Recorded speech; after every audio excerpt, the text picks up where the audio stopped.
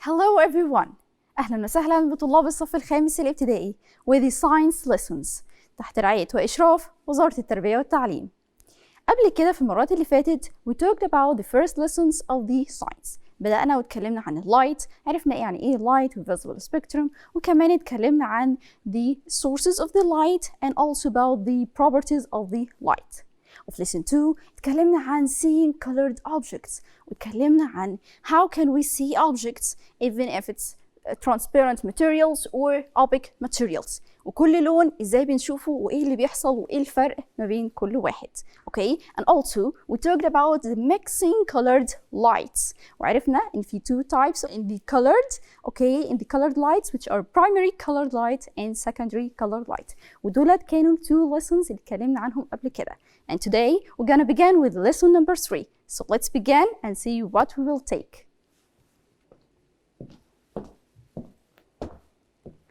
And now let's begin with our lesson for today, which is lesson number 3. Lesson number 3, it's called the magnetism. And to understand the magnetism, let's take a quick story about it. Okay, long ago, many years ago, there was a shepherd, okay, and he was with his sheep. He was herding his sheep through the mountains, and suddenly he found that his stick attracted to the rock. It got stuck to the rock. اتشدت للروك. يا ترى ليه العصاية حصل لها attract للروك اللي موجودة على الأرض؟ اوكي، الشيب هيرد كان بيستخدم عصاية آخرها الجزء الأخير معمول من ايرون، وفيما بعد عرفوا ان البلاك روك ده عبارة عن ماجنت، والاريا that he was in there، الاريا اللي هو كان فيها كان اسمها مغنيسيا، ومن هنا جه اسم magnet. So let's begin our lesson with this history. 2000 years ago, the ancient Greeks found a type of black rocks، الصخرة اللي لونها أسود، that's located in an area named Magnesia. Okay, and then this type of rocks has a natural force، عندها قوة the natural من غير أي حاجة، natural force to attract the materials made of iron. And then this black rock called natural magnet، بعد كده سموا البلاك روك ده as a natural magnet. And its force is called magnetism. البلاك روك اسمه magnet or a natural magnet and its force it's called the magnetism. من هنا نقدر نعرف يعني ايه magnetism، يعني ايه اسم الليسون بتاعنا which is the magnetism. What is meant by magnetism? Magnetism is the attraction force of a magnet. قوة الماجنت إن يحصل إن يعمل attract للأيرن لأي ماتيريال معمول من أيرن، هي دي الماجنتيزم. يبقى الماجنتيزم it's the attraction force of a magnet. يبقى احنا دلوقتي افتكرنا أو عرفنا مع بعض الهيستوري of the magnet وإزاي اكتشفوه from the years ago، وعرفنا يعني إيه magnetism which is the name of the lesson. طيب دلوقتي عايزين نعرف إيه؟ Today or now we want to know the types of the magnets. يا ترى ايه هي انواع الماجنت؟ The magnets it classified into two types: natural magnet and artificial magnet. عارفين معنى كلمة artificial من قبل كده؟ artificial يعني man made it، يعني احنا اللي عملناها او احنا شكلنا فيها. طب يا ترى الناتشرال ماجنت هو عبارة عن ايه؟ الناتشرال ماجنت هو البلاك روك اللي موجودة in the nature. So the natural magnet it's the black rock. And it's one of the iron ores which is called magnetite. يبقى مهم جدا نعرف that the black rock, the natural rock, it's known as or called magnetite. Known as what? Known as magnetite. تمام، يبقى ده كده أول type عندنا which is the natural magnet. The second type we have which is artificial magnet. Artificial magnet it has different shapes and sizes. في منها أشكال كتيرة وأحجام كتيرة إحنا اللي عملناها. طب يا ترى زي إيه؟ Such as the bar magnet, magnetic needle, horseshoe magnet. يبقى إحنا دلوقتي عرفنا the different shapes or the different types of the artificial magnet. So again عندنا two types of the magnet: natural magnet and artificial magnet. وعرفنا الفرق ما بينهم كويس. طيب أسأل سؤال. I want to ask you all a question. Do magnets attract all materials؟ يا ترى الماجنت بيعمل attract الماتيريالز كلها اللي موجودة؟ طب let's see together. We have in here a different types of materials. We have a spoon, we have paper clips, we have pencil, leaf. عندنا materials كثيرة. materials مختلفة. طب يا ترى لو عندنا ماجنت هيعمل attract الإيه من دولت؟ طب let's see together. لو عندنا ماجنت معنى كده إن مش كل الماتيريالز بيحصل لها attract للماجنت. الماجنت بيعمل attract الماتيريالز معينة والتانيين لأ.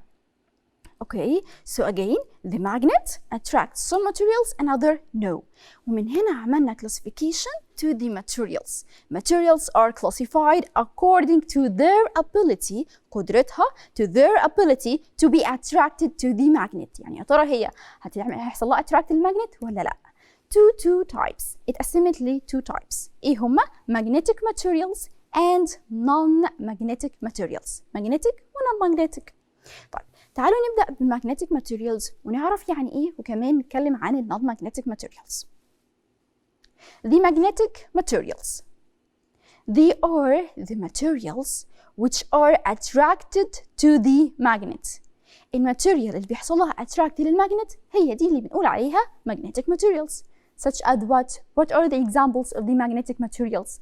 Such as iron, nickel, cobalt, and steel. They are the examples of the magnetic materials. تمام، يبقى احنا كده عرفنا ان magnetic materials هي materials that attracted to the magnet. طب what about the non-magnetic materials?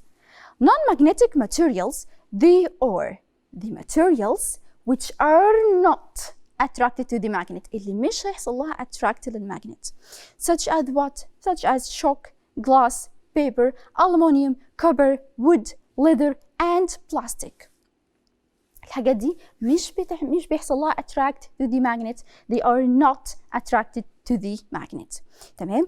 For example أنا معايا هنا magnet. نطلع magnet. Okay. We have a different types of materials. For example I have in here an iron nail وهنا ده معمول من wood وده من iron. طب يا ترى أنهي اللي فيهم هيحصل له attract؟ أنهي المagnetic وأنهي non-magnetic؟ نجيب المagnet ونقربه. إيه اللي حصل هنا؟ عمل attract للايرون نيل. طب وهنا الوود لا، معنى كده الايرون نيل ده يعتبر ايه؟ magnetic materials وهنا non-magnetic materials. يبقى دلوقتي عرفنا الفرق ما بين magnetic materials non-magnetic materials. تمام، كويس قوي. And now let's complete. I will ask you a question. Give reason question. The magnet attracts iron nails but doesn't attract chalk pieces. Why? ببساطة we're gonna say that because iron nails are magnetic material while chalk pieces are non-magnetic materials. That's it. تمام. طيب يبقى احنا كده دلوقتي اتكلمنا عن ايه؟ اتكلمنا عن the types of the magnet. الأول عرفنا عن ايه magnetism، بعد كده اتكلمنا عن the types of the magnet, and then we know that the materials are classified into two types, magnetic materials and non-magnetic materials. دلوقتي هنتكلم عن the properties of the magnet. يا ترى ايه اللي بيميز الماجنت؟ ايه الحاجات كده المميزة اللي موجودة في الماجنت؟ يعني ايه properties of the magnet؟ The magnet has four properties. تعالوا نشوفهم دلوقتي. We just mention it وبعد كده هناخد each one in more details. The properties of the magnet. Number one, the magnet has two poles. Number two, the freely moving or suspended magnet always takes a fixed or one direction. A fixed direction. Property number three, the similar or like poles of the magnet repel each other while the unlike ones attract each other. Number four, the magnet is surrounded by an area which is called magnetic field. طيب يعني ايه البروبرتيز دي؟ I just mentioned it. طيب عشان نفهم let's begin with property number one and talk about it in more details. Property number one. The magnet has two poles. Magnet has two poles. Yes. طب يعني ايه المagnet has two poles؟ عندنا هنا magnet. Okay. وعندنا some paper clips. هنحط البيبر كليبس جنب الماجنت ونشوف يا ترى هيحصل لهم اتراكت لفين في الماجنت، لأنهي جزئية، انهي part of the magnet اللي هيعمل attract to the paper clips. Let's see together. عمل attract لفين؟ to the two ends of the magnet، للنهايتين بتوع الماجنت. ال two ends دول بنقول عليهم two poles، بنقول عليهم تاني ايه؟ two poles. So the magnet has two poles. اوكي تمام. طب يعني ايه the magnetic poles؟ اوكي the magnetic poles دي تعتبر the areas of the magnet which have the most powerful force of attraction، اللي عندها أكبر قوة. تمام. لو افتكرنا السلايد اللي فاتت اللي حصل، الماجنت شد البيبر كليبس بس في الجزئيتين اللي موجودين هنا which are the two poles، لكن في الميدل ما عملش attract. Okay, so the area of the magnet which have the most powerful force of attraction is the magnetic poles. تمام. طيب the magnetic force of the magnet decreases gradually. يعني ايه؟ يعني بتقل until it disappears in the middle. في النص ما بيبقاش قوي قوي ان هو يقدر يعمل attract للمagnetic materials، فبالتالي ال two poles هي اللي عندها، هي اللي الفورس concentrated at the two poles while in the middle the force is disappeared. تمام. طيب المagnetic bar ده عندنا بيبقى عادة فيه two parts. اتفقنا ان احنا عندنا two poles، بيبقى فيه لونه احمر ولونه ازرق. اللي لونه احمر النورث بول it refers to the north direction. دايما الان عباره عن النورث بول ده بيتجه ناحيه النورث. and it's colored with red color, usually colored with red. While the other pole, which is called south pole, it refers to the south direction and it's colored with blue color. تمام. If I asked you the question also, when you approach a magnet to some iron nails, the most of them are attracted to the two poles of the magnet. هيحصل لهم attract to the two poles only. لو جبت الماجنت هنا دايما بيعمل attract للماتيريالز بس في الايه؟ في ال two poles اللي عندنا هنا. تمام. طب يا ترى ليه؟ because the attraction force of the magnet is concentrated فين؟ concentrated at the two poles of the magnet. تمام. طيب احنا كده خلصنا property number 1 وعرفنا that the magnet has two poles. Now property number 2. The freely moving or suspended magnet always takes one direction or a fixed direction which is north-south direction. يعني ايه هنا؟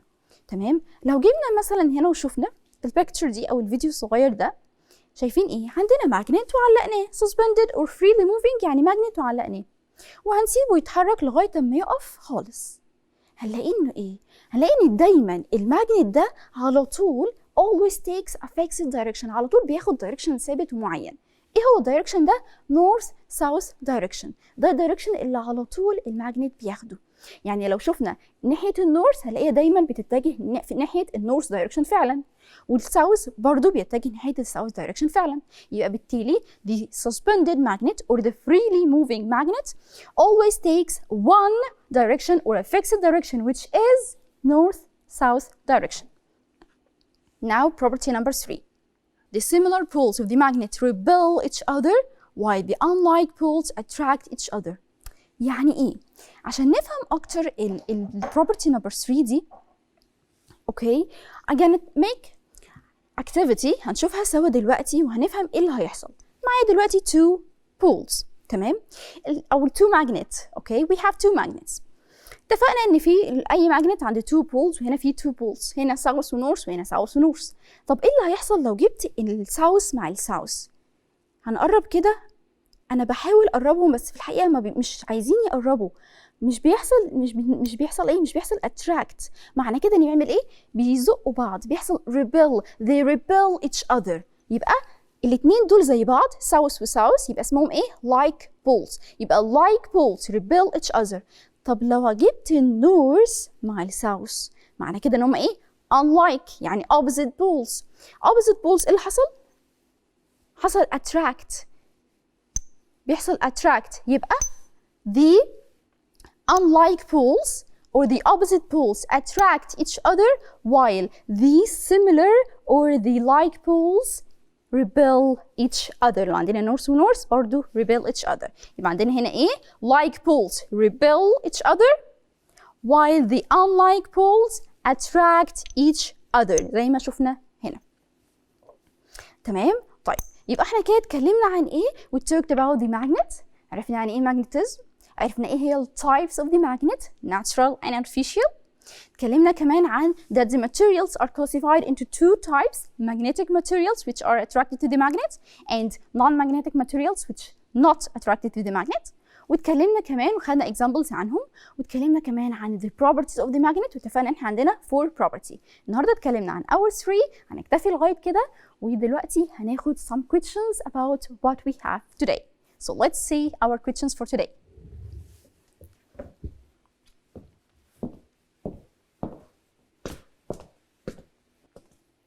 So let's begin for now our questions.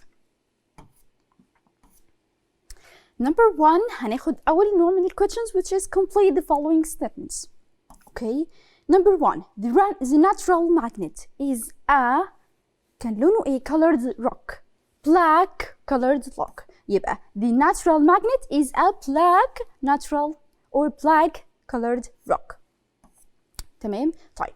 Number 2 question number 2 materials are classified according to their ability of magnetization into يعني بيقدر يحصل لهم attract or no كان ايه؟ كان into the magnetic materials and non-magnetic materials. Okay. Question number 3 like poles بيحصل لهم ايه؟ whereas unlike poles ايه؟ اتفقنا ان ايه؟ the like poles لو زي بعض repel each other whereas the unlike poles attract each other. تمام. طيب and now a magnet pole. A magnet pole that always refers to the north direction is called اللي دايما بيروح ناحية النورث direction اسمه ايه؟ اسمه north pole. يبقى اللي على طول north direction north pole. Now another type of questions which is right or wrong. Number 1 the natural magnet is one of the iron ores which is called magnetite. Yes or no? The answer is true. تمام؟ طيب. And now a magnet attracts all materials. هل المagnet بيعمل attract لكل الماتيريالز؟ No. We have two types of materials attracted to the magnet which are magnetic materials and aren't attracted to the magnet which are non-magnetic materials. يبقى مش كل الماتيريالز بيحصل لها attract to the magnet. Okay, and now the freely suspended magnet always takes a fixed direction, right or wrong? دايما بياخد direction ثابت? Yes, which is north-south direction. تمام. طيب another question. The magnetic force is concentrated at the middle of the magnet. هي concentrated at the middle? No, it's false. It's concentrated at the two poles. لكن in middle the force disappears. And now we finished our questions for today. اتكلمنا وخلصنا ال questions عن الجزء اللي خدناه النهارده. يا ترى خدنا ايه؟ Let's make a quick revision. تمام؟ اتكلمنا عن ايه؟ اتكلمنا عن lesson 3 which is magnetism.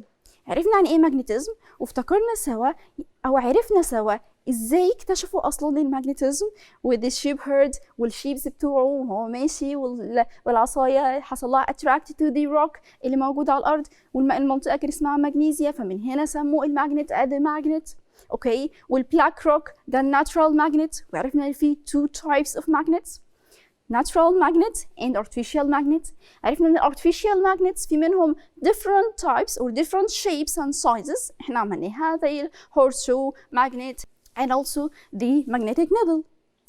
تمام. وكلمنا كمان عن ان المagnet ما بيعملش attract لكل الماتيريالز ولكن بيعمل attract لايه؟ بيعمل attract بس some types which are the magnetic materials. يبقى عندنا ايه؟ المagnet can attract the magnetic materials and there are another types of materials which are non-magnetic materials. تمام. اتكلمنا عن ايه تاني؟ اتكلمنا عن the properties of the magnet. عرفنا ان المagnet فيه 4 properties والنهارده اتكلمنا عن اول 3. اتكلمنا عن ايه؟ number 1 ان المagnet has 2 poles. تمام. وعرفنا ان ال 2 poles north و south poles red و blue وتمام. وان ال poles the magnetic poles the magnetic force the most powerful force of attraction concentrated فين؟ at the 2 poles of the magnet. Property number 2 اتكلمنا عن ايه تاني؟ That the freely moving or the suspended magnet always takes a fixed direction which is north-south direction. تمام. ايه تاني دلوقتي؟ اتكلمنا كمان عن property number 3 which is the like poles. The like poles لو زي بعض repel each other، لكن لو unlike poles، لو opposite poles، لو north و south، ايه اللي هيحصل لهم؟ هيحصل لهم attract. So the unlike poles attract each other. وفي property number 4 ودي مش اتكلمناش عنها النهارده، هنتكلم عنها باذن الله المره اللي جايه، وبكده نكون خلصنا lesson النهارده. See you next time and goodbye.